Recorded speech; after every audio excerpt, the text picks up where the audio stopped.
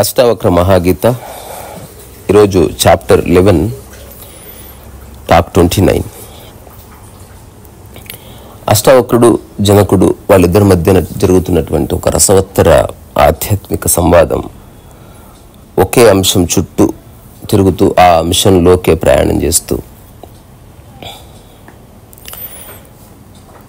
అష్టావక్రుడు ఒక ప్రయత్నం చేస్తున్నాడు, జనకుడు తన స్థితిని రిపోర్ట్ చేస్తున్నాడు. నిన్న ఒక మాట చెప్పాను, ఈ ప్రపంచంలో ఎవరైనా నాకు జీవితం అర్థమైందని చెప్పే హక్కు ఉంది. నాలుక ఉన్న ప్రతి నోరు ఆ మాట చెప్పొచ్చు. కానీ సర్వాంగముక్తి, సర్వాంగ మోక్షం, సంపూర్ణ మోక్షం అనుభవించే వాడి యొక్క స్థితి ఏమిటి అని అష్టావక్రుడు జనకుడికి పరిచయం చేస్తున్నాడు. సో జనకుడిని రకరకాలుగా సమర్థిస్తూనే మళ్ళీ ఒక్కసారి క్రాస్ చెక్ చేసుకో అని చిన్న చిన్న పరీక్షలు, చిన్న చిన్న సలహాలు, చిన్న చిన్న సూచనలు అందుకుంటారయ్యా అంతా. కానీ ఈ చిన్న డైమెన్షన్ కూడా చూసుకో. దాంతోపాటు జనకుడితో పాటు ప్రపంచంలో ఉన్న అందరు ముముక్షువులకి అష్టావక్రుడు ఒక సందేశం ఇస్తున్నాడు అష్టావక్ర సంహితలో. ఈ చాప్టర్ 11 ఒక అద్భుతమైన విషయాన్ని మనకి పరిచయం చేస్తుంది. నిశ్చయ జ్ఞానం. జ్ఞానం చాలా రకాలుగా మనకి తెలుసు. ఆలోచనల పరమైన జ్ఞానం ఉంది, సమాచార జ్ఞానం ఉంది, అనుభవ జ్ఞానం ఉంది, జ్ఞాని అంతమై జస్ట్ జ్ఞానం మిగిలిన సందర్భం ఉంది.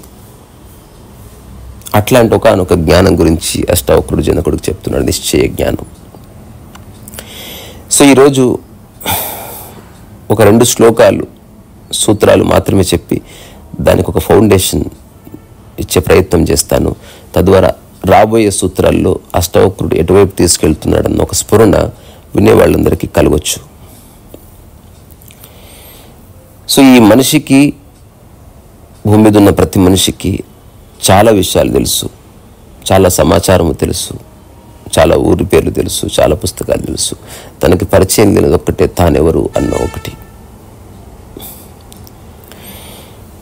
సో అష్టావక్రుడి యొక్క మూల తత్వం ఏమిటంటే, నీవెవరో నీకు స్పష్టంగా తెలియనంత వరకు నీదంటూ ఏమిటో నీకు స్పష్టంగా ఎప్పటికీ తెలియదు.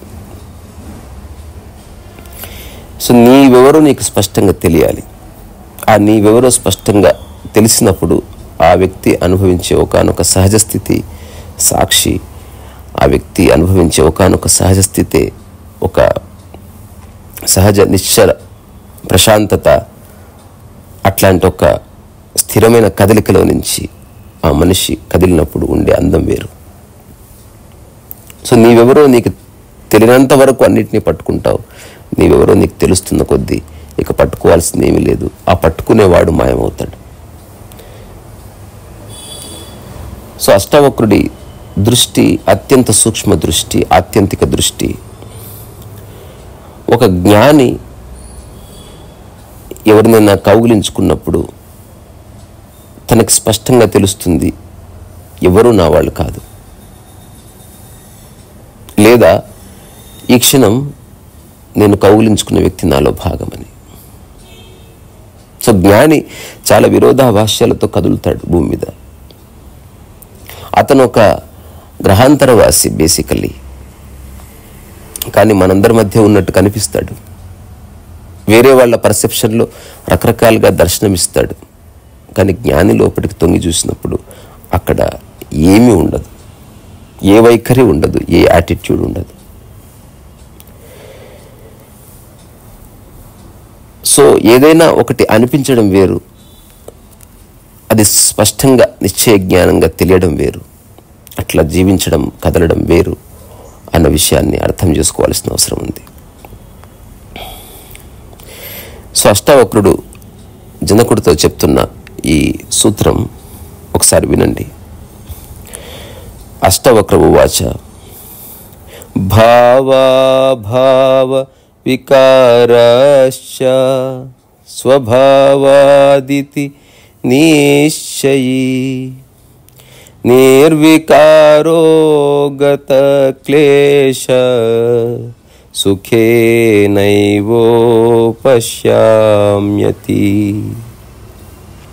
సో అష్టావక్రుడు జనకుడిని చూసి చాలా ఆనందపడుతున్నాడు, అభినందిస్తున్నాడు. అక్కడి నుంచి ఇంకొన్ని సూచనలు చేస్తున్నాడు. అంటే ఒకసారి చూసుకో, చెప్పడం చాలా బాగుంది, సరైన సందర్భం వస్తే తప్ప తెలియదు నీ మనసులో నిజంగా ఏది ఉందో. చాలామంది ఇంతకుముందే చెప్పిన ఒక ఎగ్జాంపుల్ ప్రకారం ఎక్కడో అడవిలో ఉంటాడు, అతను ఒక నిర్వికార స్థితిని అనుభవిస్తున్నాడు. కానీ అది నిజమైన నిర్వికార స్థితి అవునా కాదా తనకి సందర్భం వస్తే తప్ప తెలియదు. ఎవరో అమ్మాయి వచ్చింది, మళ్ళీ ఏదో భావన రేగింది. ఎవరో డబ్బు తీసుకొచ్చారు, మళ్ళీ ఏదో ఆశ చెలరేగింది. ఎవరో ఏదో అవార్డు ఇచ్చారు, మళ్ళీ ప్రపంచం పట్ల ఆసక్తి కలిగింది. డబ్బు సంపాదించే అవకాశం వస్తే కరప్షన్ బయలుదేరింది. ఏవీ లేనందుకు ఆ అభావంలో ఒక మనిషి స్తబ్దుగా ఒక జ్ఞానిలా కనబడడం వేరు, ఏది ఉన్నా లేకపోయినా ఎప్పటికీ మారని స్థితిలో ఒక మనిషి రమించడం వేరు. సో అష్టావక్రుడు జనకుడితో చెప్తున్నది భావ వికారశ్చ స్వభావాదితి నిశ్చయి నిర్వికారో గత క్లేశ సుఖేనై ఓపశ్యామ్యతి. సో భావ అభావాలు ఇలాంటి వికారాలు ఒక స్వభావంగా జనిస్తాయంతే అని నిశ్చయంగా తెలుసుకున్నవాడు, అట్లాంటి నిశ్చయ జ్ఞానం కలవాడికి ఎలాంటి వికారాలు క్లేశాలు ఉండవంటున్నాడు. అట్టివాడే సంపూర్ణ సుఖాన్ని నిరంతరం అనుభవిస్తాడు. సో జ్ఞానం అన్నది ఒక ఎడతెగడని స్థితి, ఒక నిరంతరత. సో మనిషికి చిత్తశాంతి, సంపూర్ణ చిత్తశాంతి ఈ ఎరుక వల్లే కలుగుతుంది.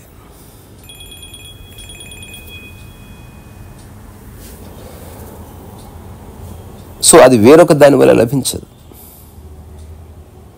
సో తను చూసేవి, తను పట్టుకునేవి, తను అనుభవించేది అంత అవసరం కోసం అన్న ఒక స్పృహ కలిగిన తర్వాత అతను ఆత్మను రమిస్తాడు.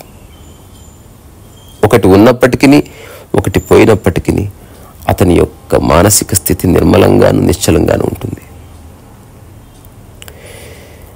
సో జనకుడికి అష్టావక్రుడు చెప్తున్న ఈ సూత్రం యొక్క సారం నిశ్చయ జ్ఞానం. ఈ నిశ్చయ జ్ఞానం అంటే ఏమిటి? ఉన్నది ఉన్నట్టుగా చూడడం, కానీ ఇలాగే ఉండాలని నిర్ణయించుకోకపోవడం. సో ఇలాగే ఉండాలని నిర్ణయించుకున్న వాడిది నిశ్చయ జ్ఞానం కాదు, నియంత్రిత జ్ఞానం. సో నిశ్చయ జ్ఞానంలో ఏం జరిగినా చిత్తం శాంతిగానే ఉంటుంది. నియంత్రిత జ్ఞానంలో కాస్త అటు ఇటుగా ఏమైనా జరిగితే చిత్తంలో ఉన్న శాంతి మాయమవుతుంది. సో అష్టావక్రుడు జనకుడికి చెప్తున్నాడు, ఆనందంతోనే చెప్తున్నాడు. జనకుడు చెప్పిన రకరకాల మాటలను సమర్థిస్తూ అంగీకార స్వరంతోనే చెప్తున్నాడు.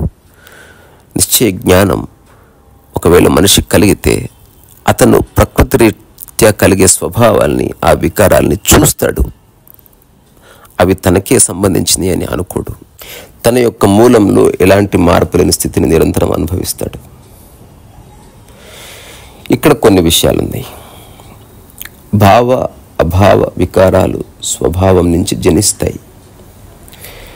భావ వికారశ్చ స్వభావాదితి నిశ్చయి. తప్పకుండా వికారాలు వస్తాయి.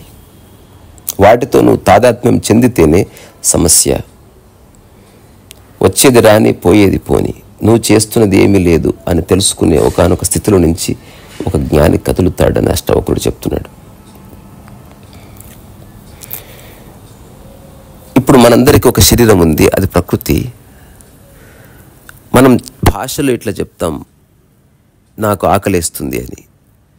సో అనవసరంగా ఆకలిని నీకు జోడించుకొని చూడడం వల్ల నీలో సంవేదనలు, ఆ సంవేదనలకి నీ యొక్క ప్రతిస్పందన, ఒకవేళ భోజనం దొరికితే ఒకలాగా, ఒకవేళ భోజనం దొరకకపోతే ఒకలాగా, మంచి భోజనం దొరికి తృప్తి కలిగితే ఒకలాగా నీ యొక్క చిత్తంలో మార్పులు రావడం మొదలైతే ఇది నిరంతరం జరిగేది. ఇది అత్యంత సూక్ష్మ జ్ఞానం. ఎప్పుడైనా ఒకసారి చేసి చూస్తే తప్ప తెలియదు. అది ఏమిటి? శరీరానికి ఆకలైంది, నువ్వు చూస్తున్నావు. శరీరానికి దెబ్బ తాకింది, నువ్వు చూస్తున్నావు. దెబ్బ తాకినందుకు ఒక రకమైన స్వెల్లింగ్ వచ్చింది, ఒక రకమైన షివరింగ్ వచ్చింది, చెమట పట్టింది, నువ్వు చూస్తున్నావు. నువ్వు ఎప్పుడు చూసేవాడివి అన్న స్పృహ కలిగినప్పుడు అష్టావక్రుడు చెప్పేది మనకు అర్థమవుతుంది. సో అష్టావక్రుడి దృష్టిలో నీవు ఎవరో దాన్నే నువ్వు అన్నిట్లో చూస్తావు తప్ప వేరే దాన్ని చూసే అవకాశం లేదు. ఒక పరమహంసకి అంతా పరమహంసమయమే కనిపిస్తుంది. ఒక జ్ఞాని తన పాయింట్ ఆఫ్ వ్యూలో అంత జ్ఞానాన్ని చూస్తాడు. ఒక ఆత్మగా తన అనుభూతి చెందినవాడు ఆ మూల స్థితిని అన్నిటా దర్శిస్తాడు. కానీ శిష్యునికి భిన్న దృశ్యాలు దర్శనమిస్తాయి. శిష్యుడికి శిష్యులు కనిపిస్తారు. శిష్యుల్లో అజ్ఞానం ఉంది కాబట్టి కొందరిలో అజ్ఞానం కనిపిస్తుంది.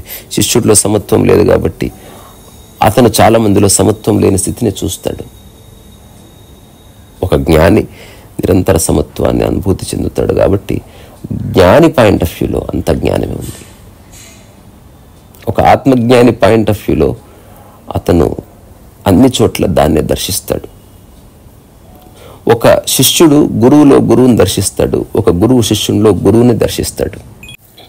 సో నువ్వు ఎవరో నువ్వు దాన్నే చూస్తావన్నది అష్టావక్రుడు చెప్తున్నాడు. ఇప్పుడు అష్టావక్రుడి పాయింట్ ఆఫ్ వ్యూలో జనకుడి లోపల గురువుని ఆత్మనే చూస్తున్నాడు. కానీ జనకుడు అసలు ఏం చూస్తున్నాడు అన్న విషయాన్ని ఎంక్వైరీ చేయడానికి అష్టావక్రుడు రకరకాల సందర్భాలు ఇస్తున్నాడు. సో ఒక సంసారి ఈ భూమి మీద ఎక్కడికి వెళ్ళినా ఒక ఇల్లు కట్టుకోవాలని చూస్తాడు. ఒక వ్యాపారి భూమి మీద ఎక్కడికి వెళ్ళినా ఒక వ్యాపారం చేయాలని చూస్తాడు. వాళ్ళ దృష్టి లిమిటెడ్. లాభ నష్టాల ఆధీనంలో వాళ్ళ మనస్సు పనిచేస్తూ ఉంటుంది. సో తద్వారా అతను బంధాలు ఏర్పాటు చేసుకుంటూ పోతాడు. సో ఆత్మజ్ఞాని బంధాలు క్రియేట్ చేసుకోకుండా భూమి మీద నిశ్చయ జ్ఞానంతో కదులుతూ ఉంటాడు. సో అత్యంత ముఖ్యమైన విషయం ఏమిటంటే అష్టవక్ర మహాగీత లేదా ఇట్లాంటి పుస్తకాలు బేసికలీ ఎంటర్టైన్మెంట్ కావు. సో మనిషి ఎంటర్టైన్మెంట్ కోరుకుంటున్నాడు, అది మూఢత వల్లనే. అంటే తనకున్న సమయాన్ని ఎట్లా వెచ్చించాలో తెలియక మనిషి ఎంటర్టైన్మెంట్ కోరుకుంటాడు. సో ఇప్పుడున్న చాలా ఆధ్యాత్మిక ఆశ్రమాల్లో ఎంటర్టైన్మెంట్ ఒక అనివార్యంగా జోడించబడ్డది.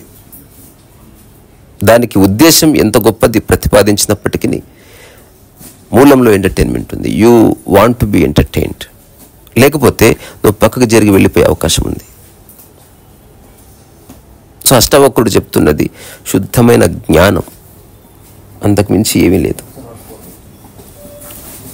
సో అష్టావక్రుడు ప్రతిపాదిస్తున్నది కర్తాభావన లేకుండా జీవించే ఒకానొక జీవన శైలిని.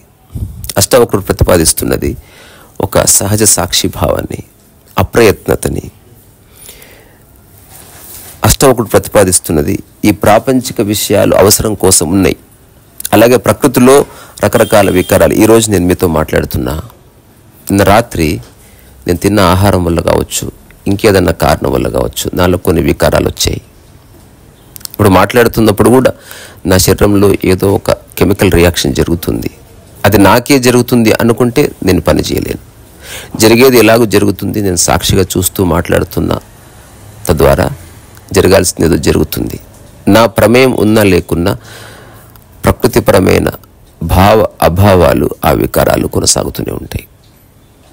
సో మనసు యొక్క ఇన్వాల్వ్మెంట్, ఇంటర్ఫియరెన్స్ లేని ఒకానొక స్థితిలో ఉండడం అన్నది సాక్షి భావన యొక్క మూల స్థితి. అలాగా నువ్వు ఏది నియంత్రించట్లేదు, ఇది అత్యంత ముఖ్యమైనది.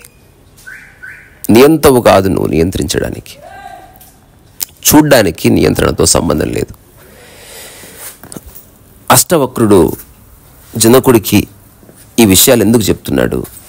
ఓ జనక, నీకు మోక్షం ప్రాప్తి కలిగింది అని చెప్తున్నావు, నువ్వు చైతన్య రసాన్ని అని చెప్తున్నావు, ఇట్లాంటి అద్భుత విషయాల్ని నువ్వు గమనించే నిపుణత గలవాడివైన నీకు నిన్ను నువ్వే నమస్కరించుకుంటున్నానంటున్నావు. అవన్నీ బాగున్నాయి, కానీ సంపూర్ణంగా నువ్వు మోక్షాన్ని అర్థం చేసుకునే స్థితిలో ఇట్లాంటివి కూడా గమనించాల్సిన అవసరం ఉంది. నువ్వు దేన్ని త్యజించటం లేదు, దేన్ని నువ్వు గ్రహించటం లేదు, దేంట్లోనూ లయం కావడం లేదు. తద్వారా మోక్షం నీ స్వభావం అని చెప్తున్నావు కరెక్టే, కానీ శరీర మనోధర్మాల్లో, ప్రకృతి ధర్మాల్లో ఉన్న వాటిని ఒకసారి చూడు. సో నీ శరీరానికి ఏదైనా గాయమైనప్పుడు నాకు గాయమైంది అంటావా, శరీరానికి గాయమైంది చూస్తున్నా అంటావా? అక్కడ నీ యొక్క సాక్షి భావన యొక్క స్థితి తెలుస్తుంది.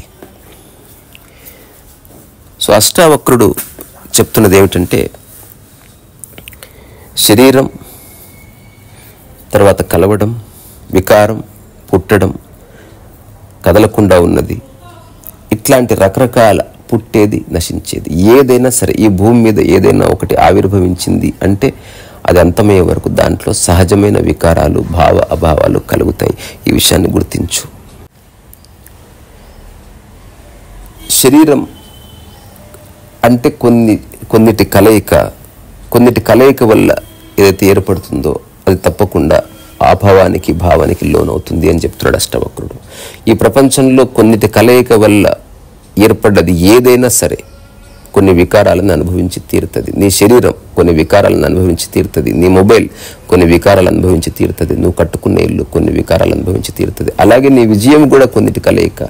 సో ఆత్మ దేని కలయిక లేకుండా ఉన్నది కాబట్టి దాంట్లో వికారాలు, భావ అభావాలు ఉండవు అని అష్టావక్రుడు చెప్తున్నాడు జనకుడికి. సో ఈ నిశ్చయాత్మక బుద్ధి ఆ సాక్షి అనే స్థితిలో నుంచి చూసినప్పుడు ఇది స్పష్టంగా తెలుస్తుంది. ఆ తర్వాత అష్టావక్రుడు జనకుడితో అంటున్నాడు, ఈశ్వర సర్వ నిర్మాత నేహాన్య ఇతి నిశ్చయీ అంతర్గళిత సర్వాశ శాంతః క్వాపి న సజ్జతే. ఈశ్వర సర్వ నిర్మాత, సర్వ సృష్టికర్త ఈశ్వరుడు, మరొక్కడు లేడు. ఇక్కడ ఈశ్వరుడు అనే పదాన్ని సరిగ్గా అర్థం చేసుకుంటూ ఉపయోగపడుతుంది. సాంప్రదాయాన్ని అనుసరిస్తున్నవాడు, ఒక ధర్మాన్ని అనుసరిస్తున్నవాడు ఒక ఈశ్వరుడు అనే ఒకానొక స్థితిని అనుభూతి చెందుతాడు. సో ప్రకృతి ఈశ్వరుడు, రూపము లేనిది. ఒక్కొక్క సాంప్రదాయంలో ఉన్నవాళ్ళు ఒక్కొక్క విధంగా దాన్ని అనుభూతి చెందవచ్చు, పేర్లు మారవచ్చు, మూలం మారదు. సో ఏదైతే ఎప్పటికీ మారదో అదే సత్యం. ఏదైతే నీ ఉన్నా లేకున్నా దానంతకది కొనసాగుతుందో అది సత్యం. ఎప్పటికీ దేని క్వాలిటీ మారదో అది సత్యం. సో ఇట్లా ఒక నిశ్చయ జ్ఞానం కలిగినటువంటి మహాత్ముడు తన అంతఃకరణంలో సర్వ ఆశలు విసర్జించి మరొక ఆసక్తి లేకుండా, డైలమా లేకుండా, ద్వైధీ భావన, ద్వంద్వ భావన లేకుండా నిర్మల మనశ్శాంతి పొందుతాడు. సో ఆత్మ అన్న పదం వాడినప్పుడు మనం రెండు పదాలుగా దాన్ని వాడతాం. జీవాత్మ అంటే ఎక్కడైతే భావ అభావాలు ఉంటాయో అదంతా జీవాత్మ. వేటి కలయిక వల్ల ఒక జీవం ఏర్పడ్డదో, ఒక శరీరంగా కనిపిస్తున్నదో అక్కడ ఖచ్చితంగా వికారాలు ఉంటాయని చెప్తున్నాడు. ఇది చాలా అద్భుతమైన విషయం. నీకు శరీరం ఉంది, ఖచ్చితంగా వికారాలు అనుభవిస్తావు. కానీ అనుభవిస్తున్నది నేనే అనుకున్నావా, అందులో ఇరుక్కుపోతావు. అనుభవిస్తున్న దాన్ని చూస్తున్నావా, అప్పుడు జరగవలసింది ఎలాగూ జరుగుతుంది. నీవు నిష్కామకరంగా ఆ శరీరం కోసం ఏమైనా చేస్తే చేయవచ్చు. ఇప్పుడు ఒక బండి చెడిపోయినప్పుడు నీ వైఖరి ఏమిటి? నా బండి చెడిపోయింది అనుకుంటే నీకు బాధేస్తుంది. బండి చెడిపోయింది, ఆ బండిని రిపేర్ చేయడానికి నువ్వేం చేయాలో అది చేసినప్పుడు నీ వైఖరి వేరే. సో జీవాత్మ అన్నది లిమిటెడ్, పరమాత్మ అన్నది అన్లిమిటెడ్. జీవాత్మ హద్దులు గలది, పరమాత్మ హద్దులు లేనిది. ఎందుకు? రకరకాల విషయాల కలయికల వల్ల అది ఏర్పడలేదు కనుక. సో అష్టవక్ర మహాగీత రాను రాను ఇంకాస్త సూక్ష్మత వైపు, మనము ఎప్పుడు గమనించని విషయాల వైపు తీసుకెళుతూ, ఇంకాస్త రెవల్యూషన్స్ని మనకు పరిచయం చేస్తూ, నీలో సాక్షి భావనని మరింత స్పష్టత వైపు తీసుకెళుతూ, ఒక నిశ్చయ జ్ఞానం వైపు తీసుకెళుతూ, ఒక ప్రౌఢ వైరాగ్యం వైపు తీసుకెళుతూ నిన్ను సహజ మోక్ష స్థితిలో నిలబెడుతుంది. సో అష్టావక్రుడు ఆ స్థితిలో ఉన్నందుకు, ఆ స్థితిలో ఉన్నవాడు అలాగే చెప్తాడు. ఆ స్థితిలో లేనివాడు ఒకవేళ ఆత్మజ్ఞానం గురించి చెప్తే అతను చెప్పే పద్ధతి ఒకలా ఉంటుంది. అష్టావక్రుడు సర్వాంగ ముక్తిని ప్రతిపాదిస్తున్నాడు. So liberation from all dimensions. అన్నిటినీ చూస్తున్నావు, ఎంపిక లేదు, ఛాయిస్ లేదు. అది మనందరిలో ఈ క్షణం కూడా ఉంది. సో రాబోయే సూత్రాల్లో అష్టావక్రుడు ఇలాంటి చిన్న చిన్న చిన్న విషయాల్ని ఎవరికి వాళ్ళే క్రాస్ చెక్ చేసుకోండి. ఇలా జరుగుతుంది, శరీర తలంలో ఇలా జరుగుతుంది, ప్రకృతి తలంలో ఇలా జరుగుతుంది, మానసిక తలంలో ఇలా జరుగుతుంది. వీటన్నిటికీ అతీతంగా ఏ కలయిక లేని ఒకానొక ఆత్మతలంలో చూడడమే ఉంది. నువ్వు ఆత్మవై రమించు, ఆత్మలా నిలబడు, ఆత్మవై ఉండు, ఆత్మలా జీవించు, ఆత్మలా కదులు. ఆత్మ అంటే ఒక పదము కాదు, ఒక మూల స్థితి, వీటి కలయికల వల్ల ఏర్పడనిది అని. ఇక మిగతావన్నీ కలయికల వల్ల ఏర్పడిందని గుర్తిస్తే ఆ కలయిక వల్ల ఏర్పడిన అన్నిటికీ వికారాలు, భావాలు, మార్పులు, చేర్పులు, హెచ్చు తగ్గులు, పతనమవ్వడము, వృద్ధి చెందడం ఇవన్నీ ఉంటాయి. కానీ మూలంలో అలాంటివి ఏమీ ఉండవు. ఒక మూల వస్తువు ఆత్మ, అది అన్నిటినీ చూస్తూ ఉంటుందని అష్టావక్రుడు తన నిశ్చయ జ్ఞానాన్ని జనకుడు ముందు ఈరోజు ప్రకటించాడు. శరీరంలో నిజంగానే ఏవో భావాలు, వికారాలు ఈ క్షణం జరుగుతున్నాయి. నేను జస్ట్ వాటిని చూస్తున్నాను. ప్రియ సరస్వతి.